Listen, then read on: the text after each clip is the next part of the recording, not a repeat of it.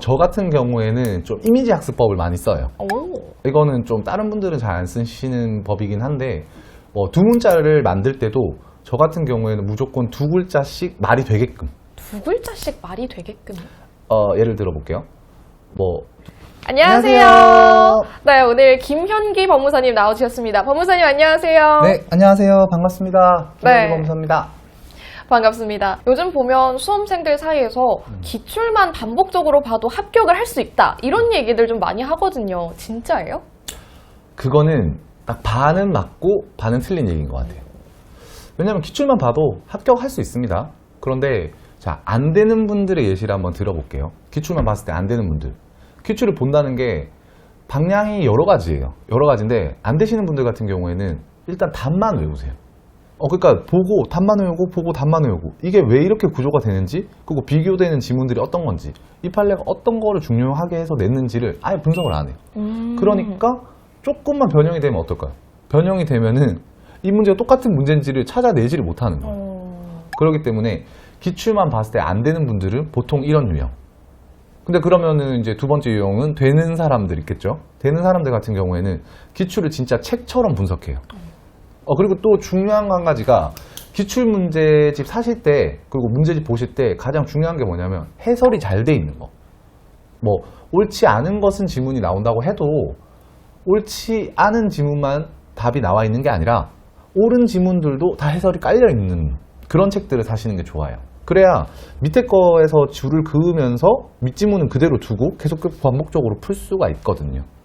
그런 식으로 보시는 분들은 이제 합격하실 수 있고, 그리고 기출문제 같은 경우에도 보면서, 자, 기본서를 아예 안 보면 안 돼요. 기본서를 보시되 역으로 보는 거예요. 기출문제를 보고 이게 내가 잘 이해가 안 돼. 안 되면 기출문제, 아니지. 안 되면 기본서를 보는 거예요. 이 부분이 왜 이렇게 틀리게 나오는지, 그리고 어떤 판례를 원문으로 해서 이걸 냈는지, 어떤 부분을 틀리게 내는지를 확인을 잘 해보는 거죠. 그러니까 기출 문제를 먼저 보고 그 다음에 기본서를 보는. 그렇죠. 역으로 하는 그 방법이 합격하는데 저는 가장 좋은 것 같아요. 그러면은 기출은 보통 몇 회독 하는 게 적당해요? 이거는 대중이 없기는 한데 확실한 거는 일단 기본적으로는 5회독 이상. 5회독. 5회독 이상은 봐야 된다. 저 같은 경우에는 좀 많이 보긴 해요. 한 번 1년 시험을 만약에 1차를 친다고 하면 한 10번은 넘게 보는 것 같아요. 그렇게 10번. 많이 봐야 돼요? 그런데 이거를 10번 본다고 해서 완벽하게 다 반복하는 게 아니고, 자, 첫 번째 볼 때는 일단 봐. 일단 보는 시간을 가지고 그 다음에는 점점점 아는 지문을 지워요. 그러니까 이 지문 반복되는 지문이고 내가 아는 지문이고 지우는 시간을 좀 가져요. 그럼 양이 훨씬 많이 줄어들겠죠. 근데 이거 지울 때 막 지우면 안 되고, 이거는 저만의 방법이긴 한데 가장 긴 지문을 살려두고 짧은 지문들을 지우는 게 맞는 것 같아요. 그러면 이제 지문이 기니까 그 긴 지문이 원문으로 나왔을 때도 맞출 수 있고 짧게 나와도 맞출 수 있어요. 근데 그 긴 지문이 만약에 있다면은 그 긴 지문 안에서 짧은 지문이 있는 부분 있죠. 그 부분을 줄을 그어 놓으세요. 긴 지문 안에다가. 이거 나중에 한번 또 영상으로 한번 보여드리긴 할 건데, 긴 지문 안에 짧은 지문이 없으면 문제를 만들 수가 없잖아요. 무슨 말인지 아시겠죠? 그러니까 긴 지문 안에 짧은 지문이 있는 부분들을 체크해 놓으시면 다음에 거기만 보는 거예요. 근데 길게 나와도, 최대한 길게 나와도 이만큼이니까, 그럼 내가 느낄 때는 짧게 나오는 거나 길게 나오는 거나 별 차이가 안 느껴지는 거죠. 그리고 또 중요한 거는 기출 보면서 어떤 부분이 틀리게 나오는지. 이 문제는 예를 들면 결론을 틀리게 낸다 하면 계속 결론만 틀리게 낼 거예요. 이 부분은 숫자를 좀 틀리게 낸다. 그러면 숫자. 그리고 중간을 틀리게 낸다. 과실, 중과실 이런 부분을 틀리게 낸다 하면 99%는 그 부분을 틀리게 내요. 그럼 지문을 볼 때도 그런 식으로 눈에 계속 익혀놓으면은 다 읽지 않아도 문제를 엄청 빠르게 풀 수 있거든요. 그런 식으로 하면서 속도를 높여가는 거죠.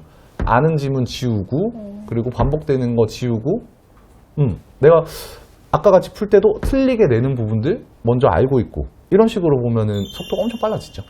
그러면 10번까지 충분히 볼 수 있습니다. 그러면 이게 사실 문제 유형을 파악하는 것도 좀 중요할 것 같은데 자주 나오는 유형이 있어요? 저희 시험에서 가장 자주 나오는 지문 같은 경우에는 옳지 않은 것을 고르는 지문이 제일 많아요. 그 다음 순서가 이제 요즘은 조금 형태가 많이 변형되고 있기는 하죠. 박스형 문제도 많이 나오고 개수를 고르는 문제도 많이 나오기는 하는데, 근데 그런 질문 다 맞춰야 합격하냐? 그런 건 아니고, 자, 저희 시험 뭐 아시는 분 아실 거예요. 자, 평균 60에서 65 사이 정도 나오면은 합격합니다. 1차 시험 기준으로요. 왜냐면 과목이 엄청 많아요. 과목이 8과목이나 되기 때문에 이걸 완벽하게 준비해서 들어가는 사람 없어요. 그러니까 일단 순서를 정해야죠. 옳지 않은 지문부터 일단 다 맞춘다. 그 다음 이제 왜냐면 옳지 않은 지문이랑 옳은 지문, 박스형 지문이 점수가 다르지가 않아요. 점수 똑같아요. 점수 똑같으니까 그럼 어떻게 해야 되겠어? 맞출 수 있는 것부터. 그렇죠. 그렇죠. 맞출 수 있는 지문부터 집중해서 옳지 않은 문제부터 푼다. 그러고 나서 시간이 남으면 이제 나머지 문제들을 풀어가는 순서로 하는 거죠. 아, 이게 또 공략하는 방법이 또 따로 있네요.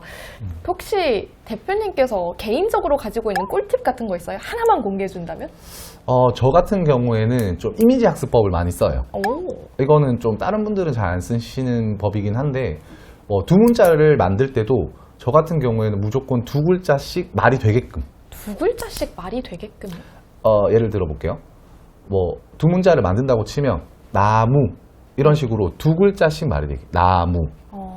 그러니까 나무랑 그리고 감정적인 거 웬만하면 안 쓰려고 해요. 눈에 안 보이는 거, 추상적인 건 안 쓰려고 하고 무조건 눈에 보이는 물질 위주로. 나무 이런 식으로. 이것도 한번 다음에 영상 찍을 때 제가 한번 두 문자를 따는 법도 한번 알려드릴게요. 할 때 그냥 막 따면 안 된다. 무조건 말이 되게끔. 딱 입에 붙게끔 따야지 말도 안 되게 따가지고 하면은 결국 다 까먹어요. 워낙 많기 때문에 양이. 그러니까 무조건 말이 되게끔 그리고 두 글자씩 두 글자씩 두 글자씩 이렇게. 그게 좀 꿀팁이죠. 네, 그럼 조만간 이미지 학습법 관련한 또 다른 질문 그리고 유튜브 영상으로 좀 다뤄보도록 할게요.